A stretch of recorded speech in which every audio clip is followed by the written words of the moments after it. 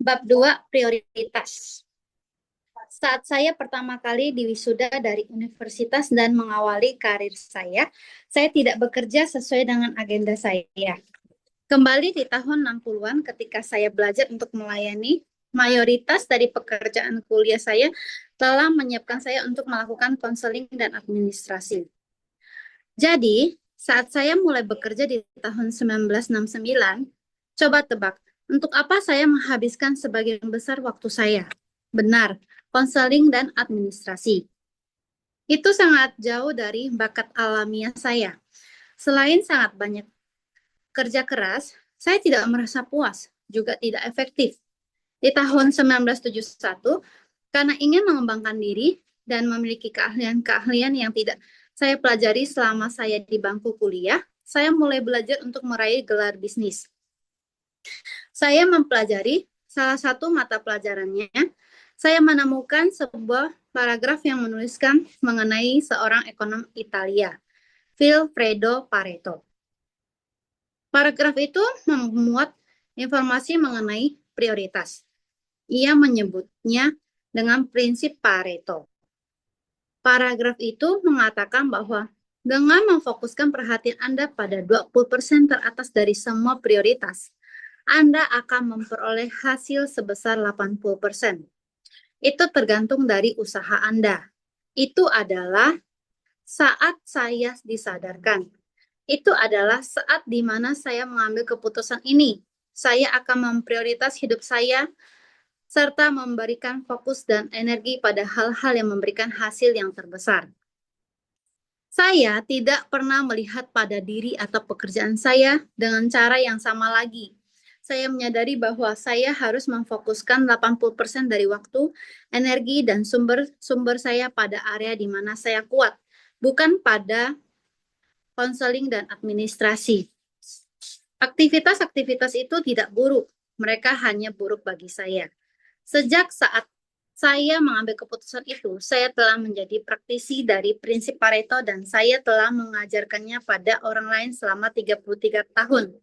Jika Anda ingin mengetahui lebih banyak mengenai prinsip Pareto, bacalah buku saya Developing the Leader Within You. Seringkali prinsip ini membuat saya bisa tetap berfokus, walaupun saat pertama kalinya saya menerapkan prinsip ini. Hasilnya kadangkala bukanlah apa yang saya inginkan. Margaret dan saya masih tertawa mengingat saat ketika ia meminta saya untuk menolongnya membersihkan halaman. Margaret, kata saya, baru saja saya mempelajari prinsip Pareto. Saya tidak ingin membuang-buang waktu untuk sesuatu seperti itu. Saya berusaha untuk tetap fokus. Kita bisa membayar seseorang untuk melakukan hal itu. Margaret melihat pada saya dan menjawab, dibayar dengan apa? Kami membuat kesepakatan dalam saat-saat sulit itu. Namun itu adalah waktu yang menentukan bagi kami. Sejak saat itu, saya berusaha untuk berfokus pada hal-hal yang penting dan untuk tidak berpindah dari tujuan saya. Saya memutuskan untuk menentukan dan bertindak berdasarkan prioritas-prioritas penting setiap hari. Jika Anda ingin mengubah cara Anda memandang diri sendiri dan pekerjaan Anda dengan cara mengambil keputusan mengenai prioritas-prioritas Anda, lakukanlah hal-hal berikut ini. Kendalikan lagi hari ini. Apakah Anda pernah memperhatikan bahwa biasanya orang-orang yang tidak memiliki urusan ingin menghabiskan waktu dengan Anda?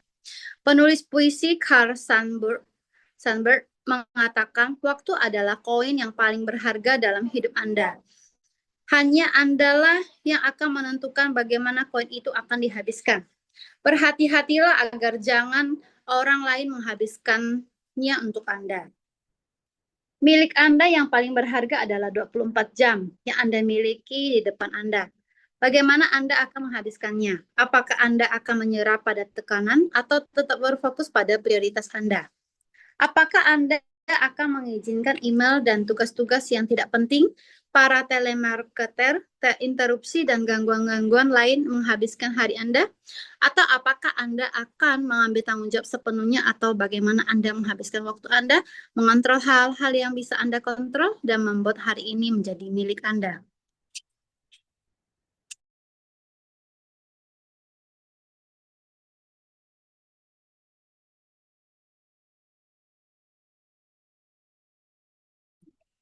Sorry ya. Jika Anda tidak memutuskan bagaimana Anda akan menjalani hari Anda, orang lain akan memutuskannya. Ajukan 3 pertanyaan ini pada diri Anda. Tidak ada aturan dalam Daily Dozen yang berkontribusi lebih besar pada kesuksesan saya selain prinsip-prinsip prioritas. Saya menemukan bahwa saya harus mengubah pendekatan saya pada hari dan karir saya. Saya mengawalinya dengan mengajukan 3 pertanyaan penting ini pada diri saya. Apa yang diinginkan dari saya? Penilaian serealistis apapun mengenai prioritas di dalam bidang kehidupan manapun harus diawali dengan penilaian realistis mengenai apa yang harus seseorang lakukan.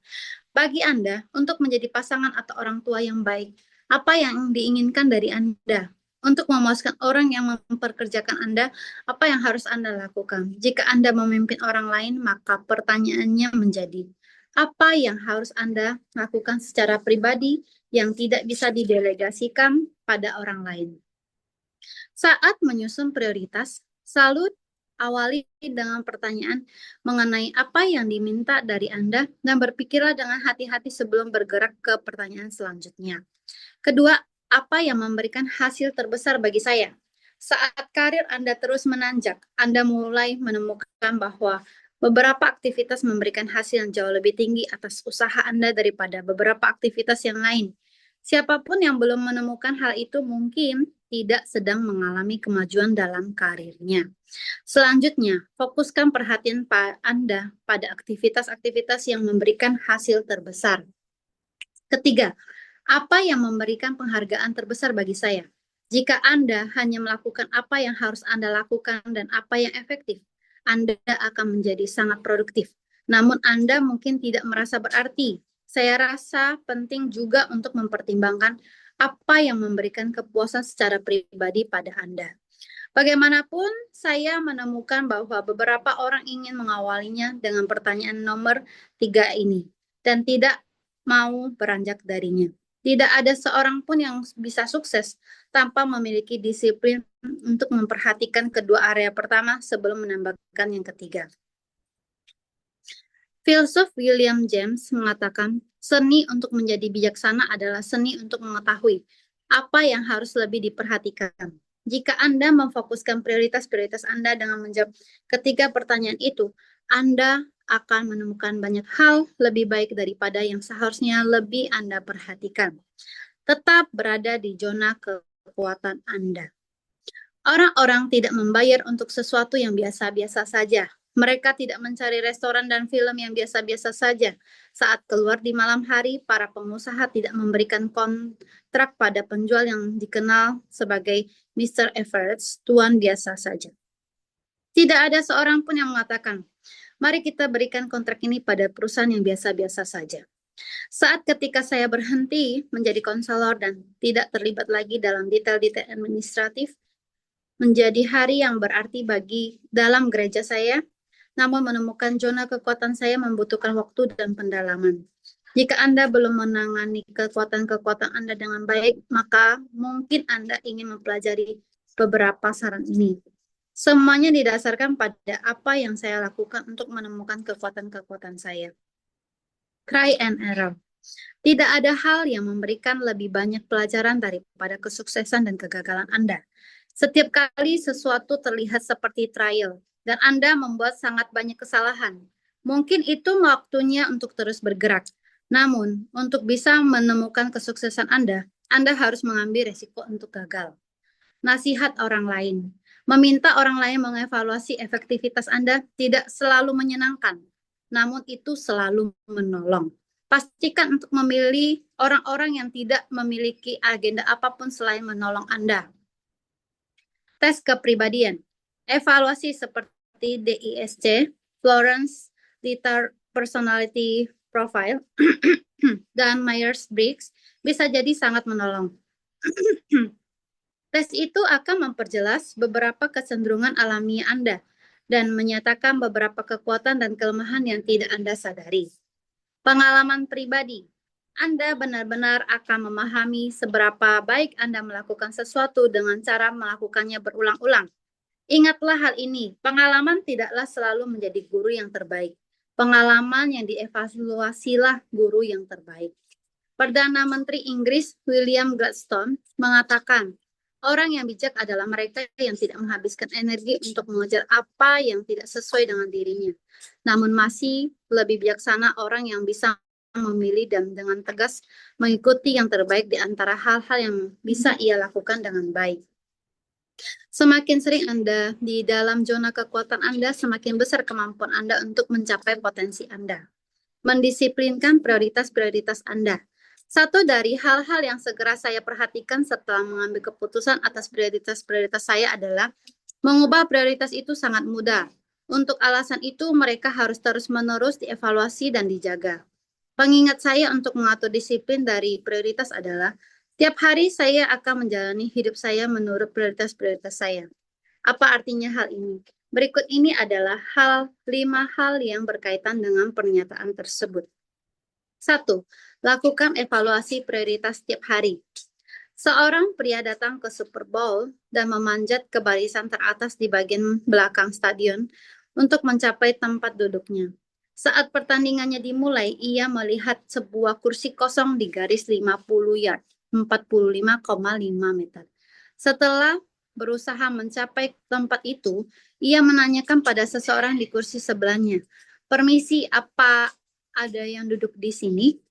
Tidak, jawab pria itu. "Sebenarnya kursi ini adalah milik saya. Saya pikir saya akan datang dengan istri saya, namun ia meninggal." Ini adalah Super Bowl pertama kami tidak bersama-sama sejak kami menikah di tahun 1967. Itu sangat menyedihkan. Namun, tidakkah Anda bisa menemukan orang lain untuk duduk di sini, keluarga atau teman dekat? Tidak, jawab pria itu. Mereka sedang ada di pemakaman. Prioritas itu tidak akan terus ada.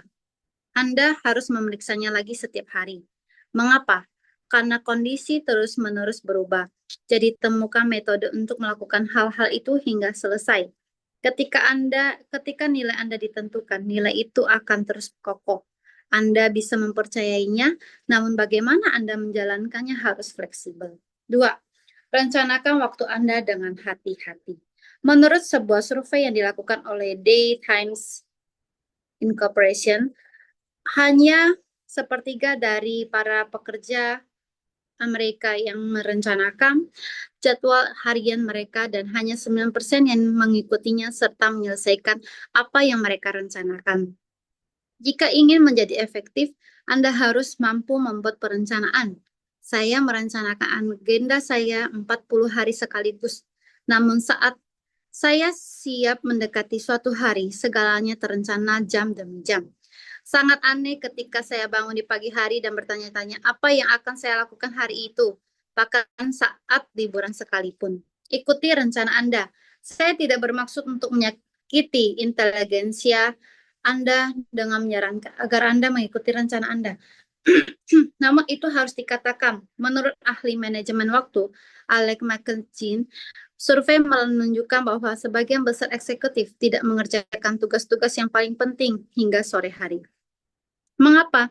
Sebagian besar dari mereka menyelesaikan tugas-tugas prioritas rendah hingga mereka bisa memiliki perasaan telah menyelesaikan sesuatu. Novelis Jerman Johann Wolfgang von Goethe mengatakan hal-hal yang paling penting seharusnya tidak pernah dikalahkan oleh hal-hal yang sebenarnya adalah masalah kecil.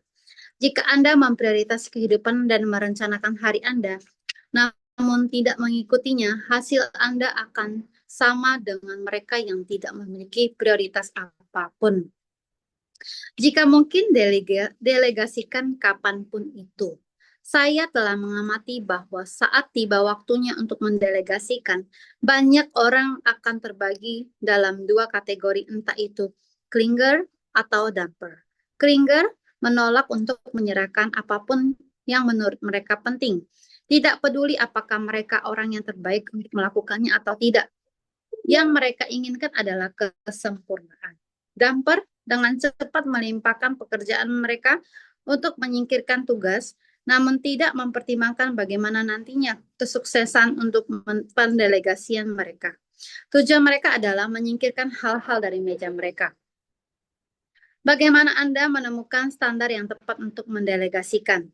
Kapankah saat yang tepat untuk menyerahkan sesuatu pada orang lain dan kapankah waktunya untuk memegang tugas itu? Inilah panduan yang saya gunakan.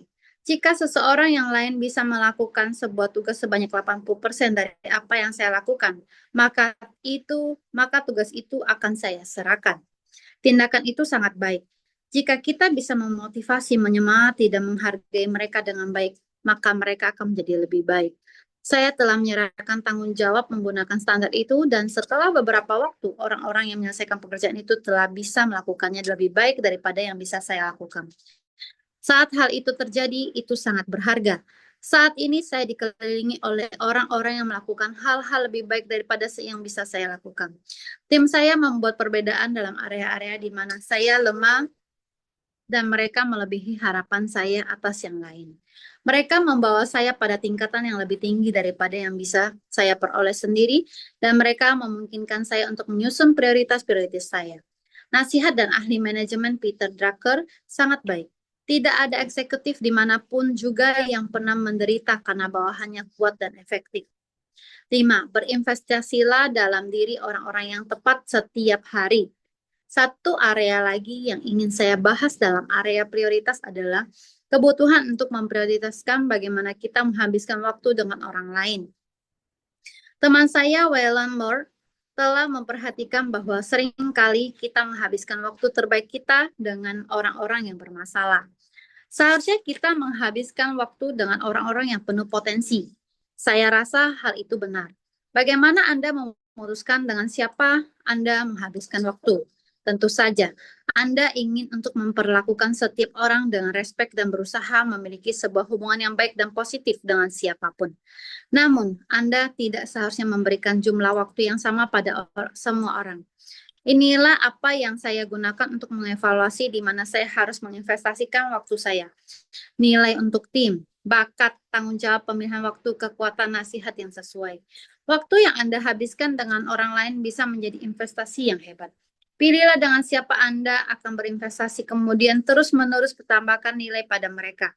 Anda tidak akan menyesalinya.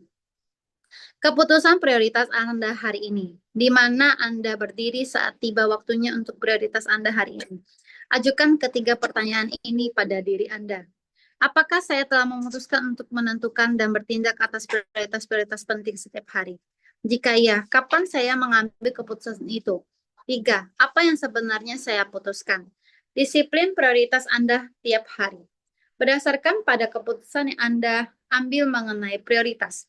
1. Disiplin apa yang harus Anda praktikkan hari ini dan setiap hari untuk menjadi sukses. Oke, terima kasih ya Yen. Kita udah menyelesaikan satu bab ya. Keren.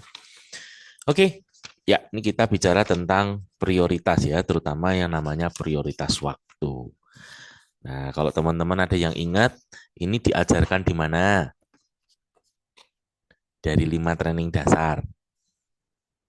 Ada yang ingat nggak? Jangan-jangan 5 trainingnya belum ikut. Yang belum ikut ini ya, ikut ya. Ya, ini disinggung pada waktu di training All About Network Marketing atau NEO ya, New Enterprise Orientation. Itu disinggung di sana ya, tentang waktu. Dan pastinya memang itu luas ya, sehingga butuh satu mungkin pertemuan tersendiri untuk membahas yang namanya prioritas waktu. Oke, mungkin dari teman-teman ada yang mau share? Ya ini mungkin dapat something dari yang dibaca tadi.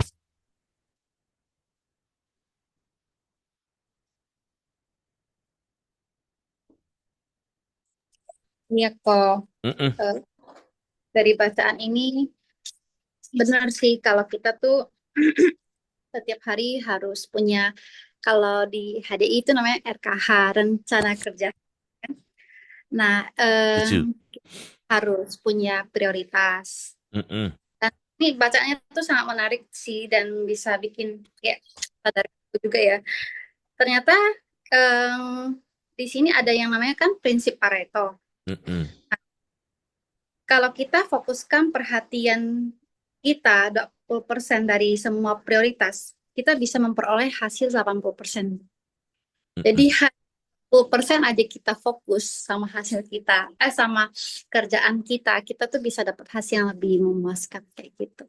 Nah, sebenarnya sih dari bacaan ini juga kita bisa belajar ya sama-sama. Kalau kalau kadang-kadang aku pribadi sih kadang agak susah susun prioritas. Tapi ya dari baca buku ini bisa lebih belajar lagi sih.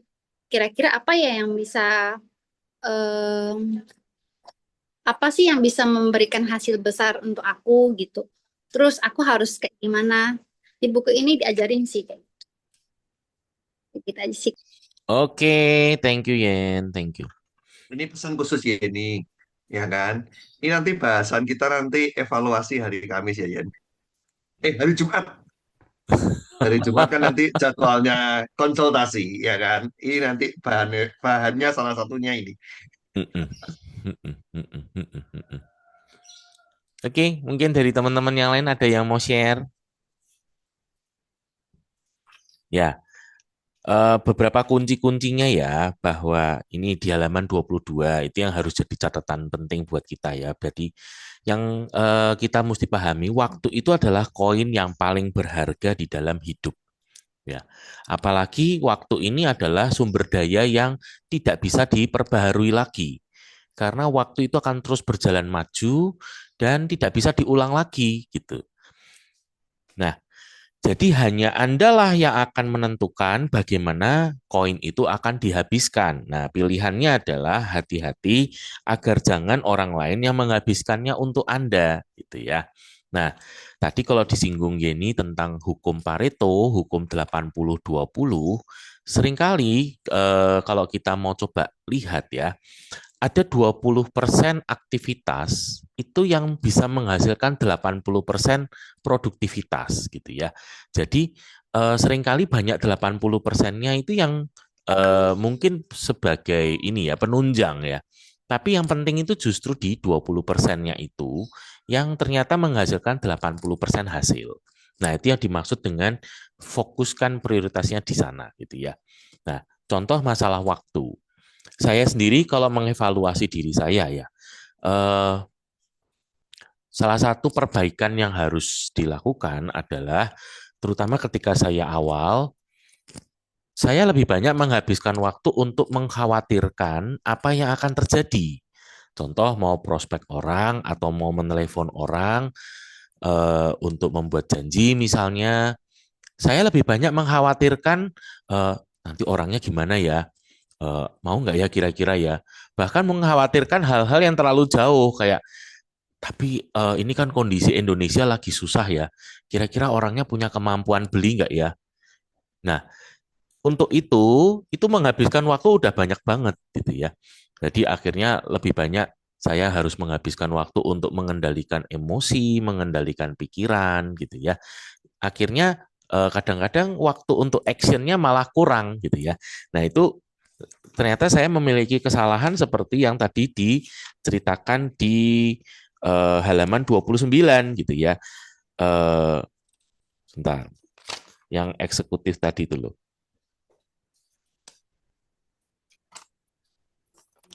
Yang sebentar tadi ini ya, yang eksekutif itu loh, bahwa mereka itu pun seringkali tidak melakukan hal-hal yang penting itu sampai sore hari gitu ya. Baru di sore hari mereka sadar, oh waktunya udah sore, udah mau habis gitu ya, baru panik gitu ya. Nah, ini ya di halaman 29 benar ya. Menurut ahli manajemen waktu Alec McKenzie, survei menunjukkan bahwa sebagian besar eksekutif tidak mengerjakan tugas-tugas yang paling penting hingga sore hari. Mengapa? Karena sebagian besar dari mereka menyelesaikan tugas-tugas prioritas rendah ya, hingga mereka bisa memiliki perasaan telah menyelesaikan sesuatu. Jadi kadang-kadang di akhir baru ngayam-ngayam di ngayam-ngayam itu apa ya? Menghibur diri, menghibur hati gitu ya. Saya menghibur hatinya. Oke, tapi kan saya udah berusaha kan gitu. Saya udah berusaha untuk kontak loh. Saya udah berusaha untuk buat janji loh gitu. Walaupun sebetulnya tadi yang saya evaluasi diri sendiri, banyak waktunya lebih banyak mengkhawatirkan tadi. Padahal kalau saya mau untuk dirubah, lebih banyak untuk melakukan, saya yakin hasilnya pasti akan berbeda. Gitu ya. Contoh di sini saya Ada tips lihat nggak Pak Ronald? ya, Kalau kalau Pak Ronald boleh cerita nggak? Pak Ronald dulu mengalahkan itu dengan cara apa Pak Ronald? Maksudnya apa yang dilakukan?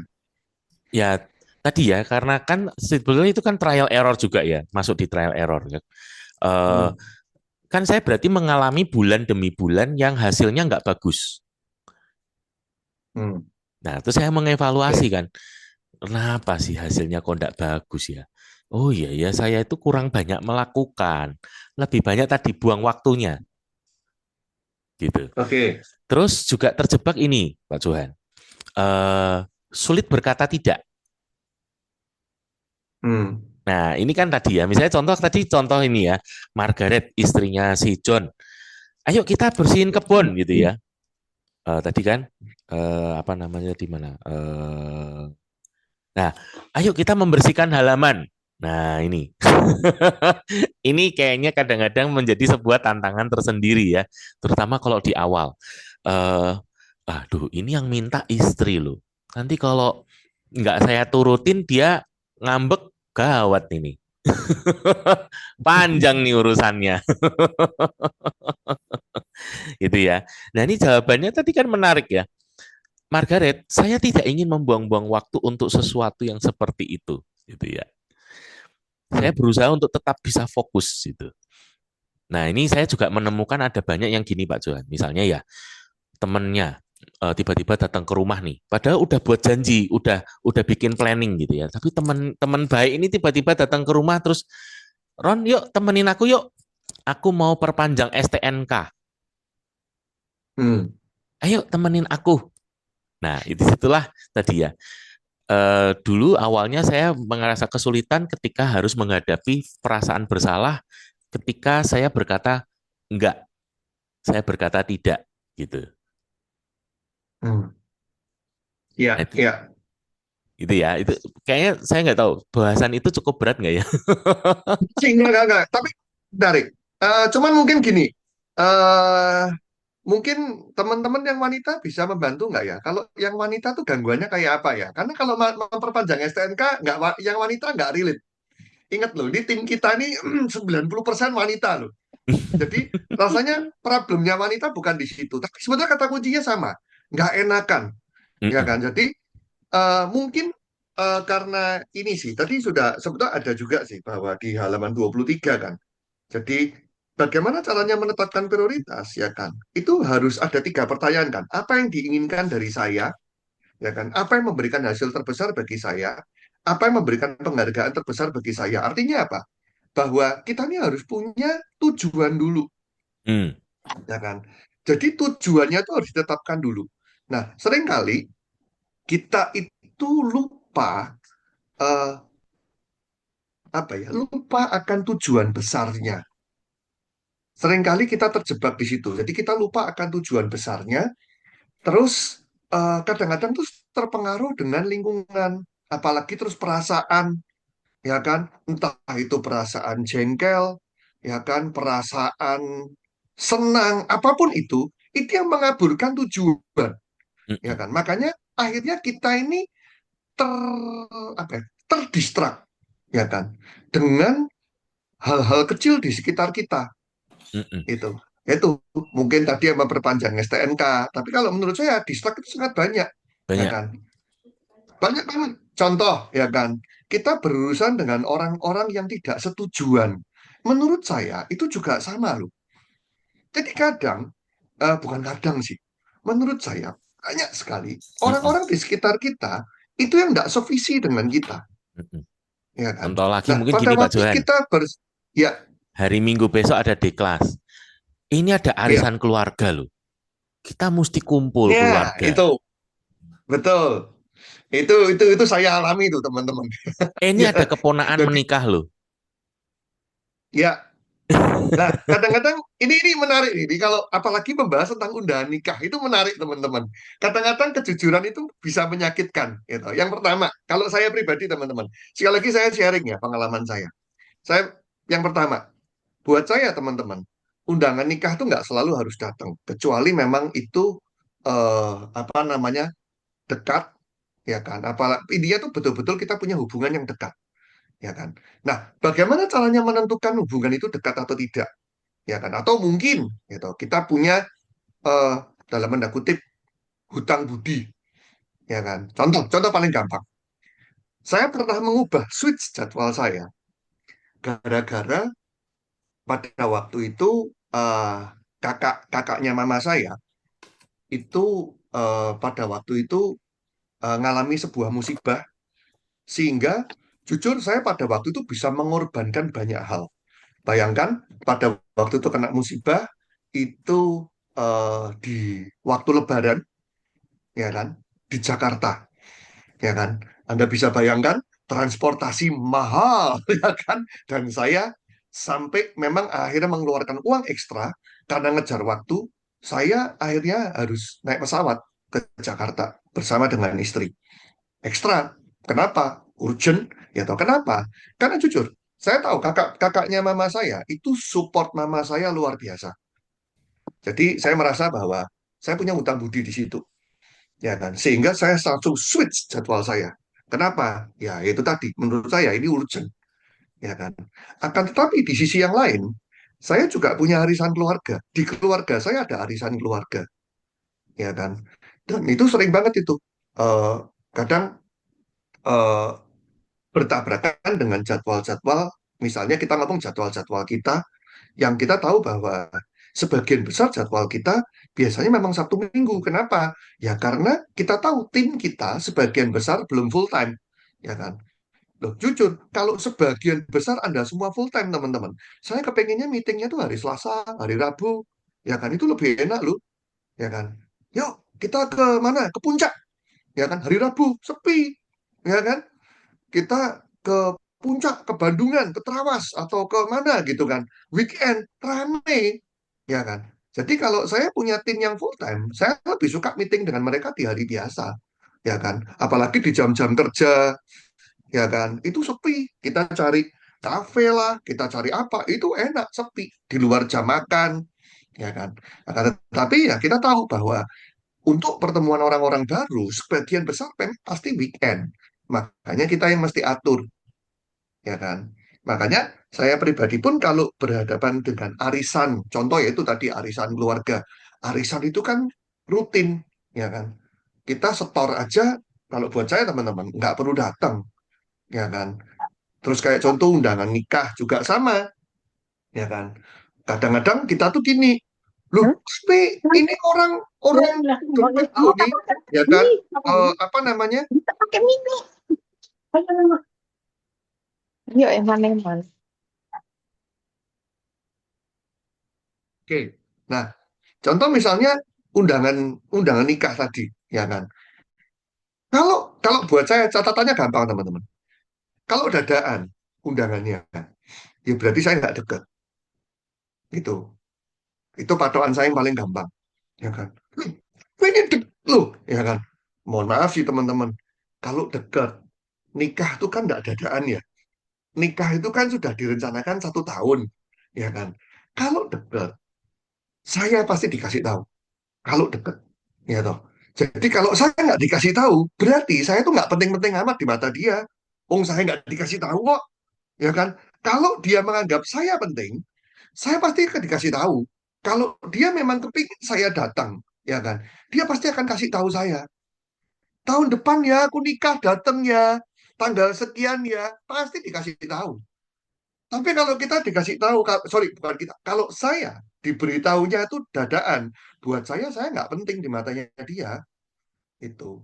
Jadi ya buat saya ya ya udah, ya kan. Nah, yang dadaan hanya berita duka, setuju, ya kan? Karena ingat berita duka kan bisa direncanakan. Ah, tahun depan datang ke ini ya pemakaman saudara saya kan nggak mungkin kan, ya. Jadi yang dadaan cuma berita duka, ya kan. Makanya kalau saya pribadi nyusun jadwal teman-teman. Kalau mereka menganggap saya penting, saya pasti dikasih tahu duluan. Jadi kalau saya dikasih tahunya dadaan, ya toh, Han, ini ya datang ya undangan nikah ya. Saya bilang ya, ya sumbangan datang, ya kan. tapi saya mungkin tidak datang.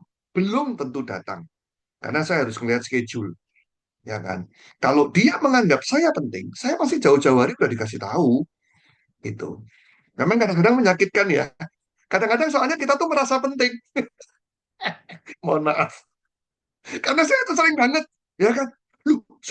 Loh, kamu dikasih tahunya kapan? 2 minggu yang lalu. Ya, saya cuma bilang, coba dibalik kondisinya. Menurut Anda, kalau Anda ada orang yang Anda anggap penting, Anda ngasih tahunya 2 minggu atau dari setahun sebelumnya?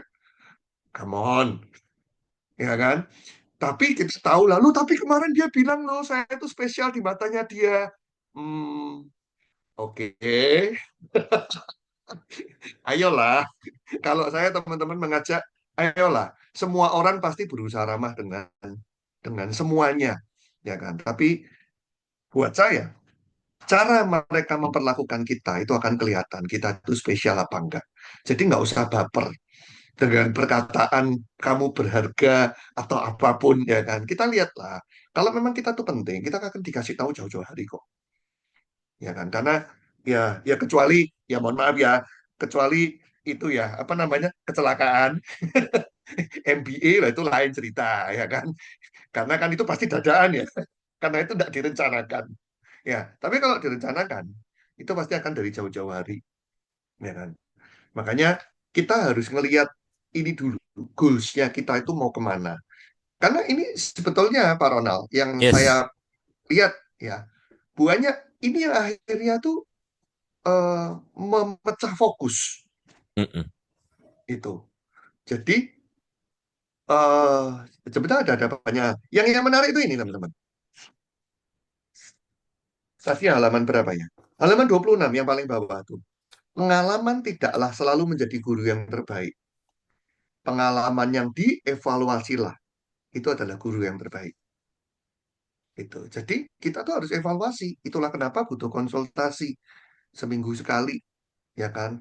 Sudahkah Anda konsultasi minimal 1 kali seminggu ke upline leader Anda?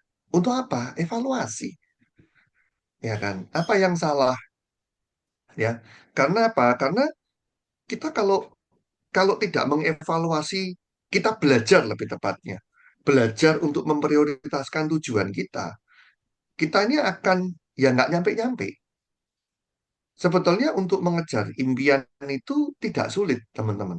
Selama kita mau menjalankan sesuai dengan tracknya. Yang membuat nggak nyampe-nyampe itu kan karena kita nyimpang kiri kanan.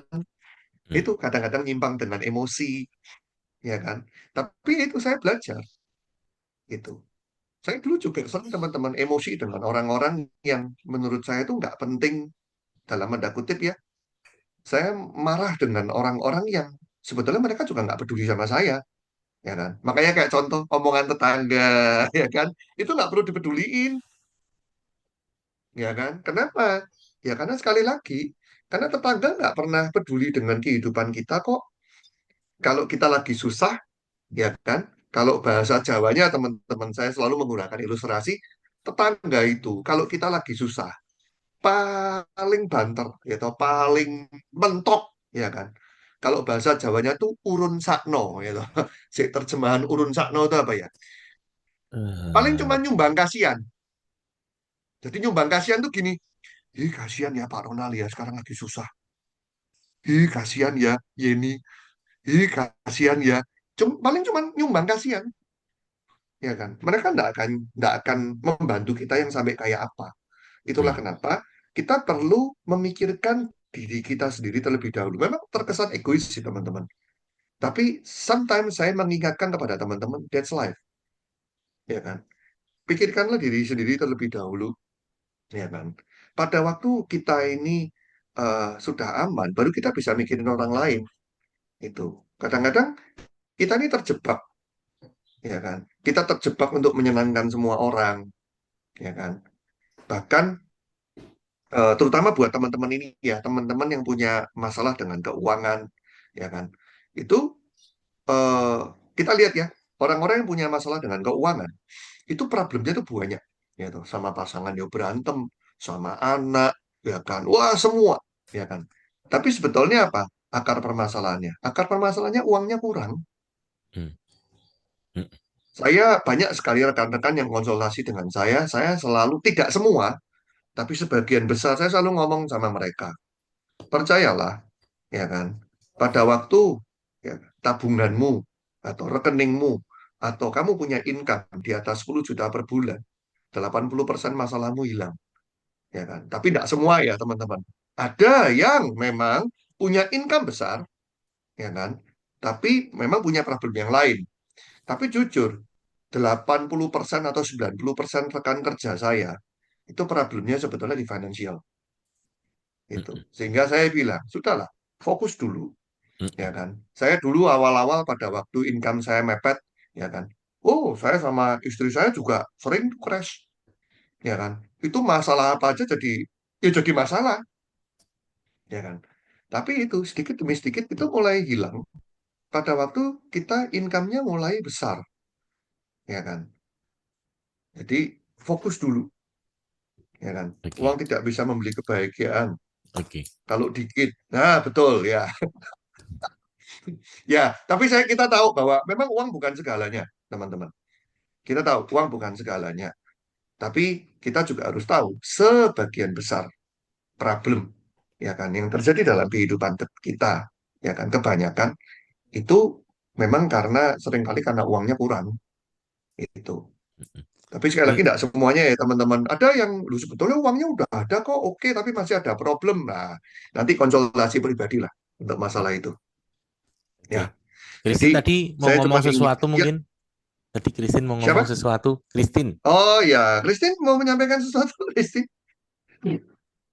Ya, kalau prioritas sih selalu hal yang jadi PR-ku sih, karena kayak kemarin aja kan eh, tutup poin Maret itu kan bukan di tanggal 20, bukan tanggal 30 ya. Hmm. Cuma tanggal 30 itu kan kok pas mepet H-1 dan selalu seperti itu. Jadi dari dulu memang PR saya adalah kalender saya adalah tanggalnya tanggal 29 semua. Gitu sih. Ya, Jadi ya, tapi kalau dipikir-pikir, loh kayak kemarin aja untuk hari yang semepet itu apa ya, dikasih aja gitu loh. Kenapa tidak aku lakukan dari awal bulan? Itu sih yang sebenarnya masih PR. Sekalian ya, melakukan dosa. ya. Jadi gini yang dimaksud Christine itu gini loh, teman-teman. Seringkali kita itu kalau sudah mepet dengan akhir waktu, ya kan. Coba deh Anda cek ya, sebagian besar teman-teman sampai hari ini masih terjadi. Sebagian besar, ya kan. Kita tuh kerja minimal bisnis hadiah itu akan dikerjakan. Itu ekstra tuh di tanggal 25 ke atas. Coba cek deh, ya kan. Tanggal 25 ke atas itu jadwal tuh padat sekali, ya kan.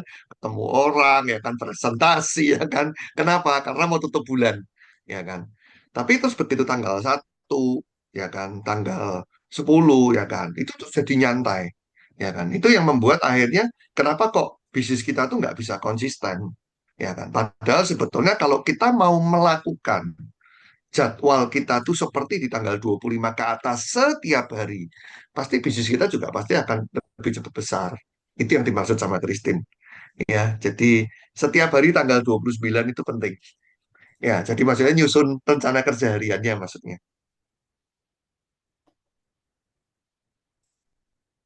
Ya, jadi mungkin ini sih teman-teman. Jadi ini yang kita belajar dari prioritas ya. Jadi ingat bahwa tentukan tujuan besarnya, ya kan? Dan jangan biarkan orang-orang yang tidak sevisi dan tidak sejalan itu menghabiskan waktu kita. Kita yang ngatur, ya kan? Contoh lah, diajak ngobrol. Lu saya pribadi teman-teman, banyak rekan-rekan, bukan cuma rekan-rekan, kadang prospek, ya kan? Kadang mungkin teman, ya kan, lama ketemu, ya kan, ngajak saya ngobrol, ya kan, itu buat saya no problem. Akan tetapi kalau mulai ngobrolnya terlalu panjang, apalagi kalau sudah masuknya ke ranah curcol, ya kan, saya akan biasanya akan kasih waktunya tuh jam 9 ke atas. Itu bahkan kadang-kadang jam 10 malam ke atas. Boleh kalau mau ngobrol sama saya chit-chat panjang lebar di atas jam 10 tidak ada masalah. Tapi intinya tidak di jam kerja itu. Karena kadang-kadang itu jebakan-jebakan Batman sih itu.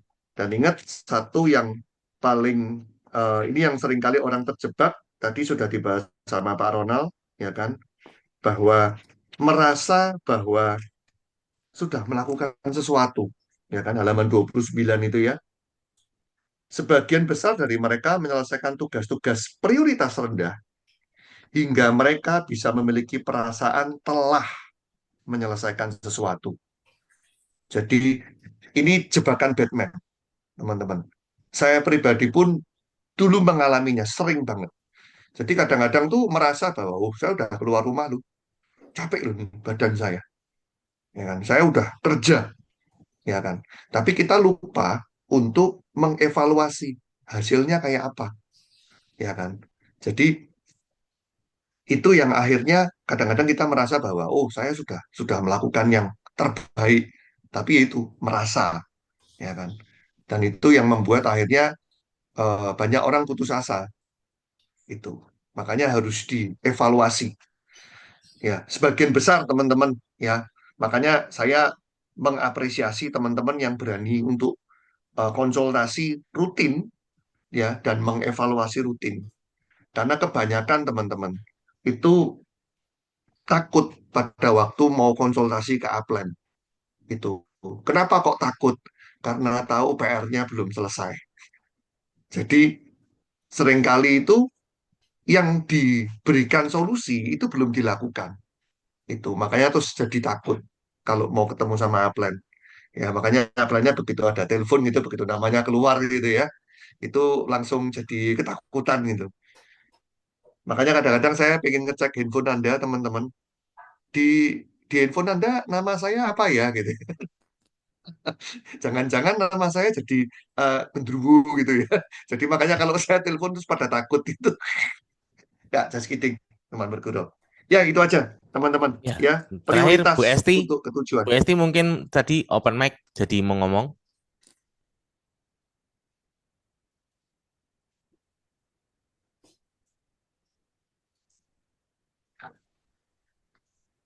Saya ya Pak Ronald. Iya, iya, iya, iya. Ya, tapi nggak jadi udah kelamaan. Besok lagi.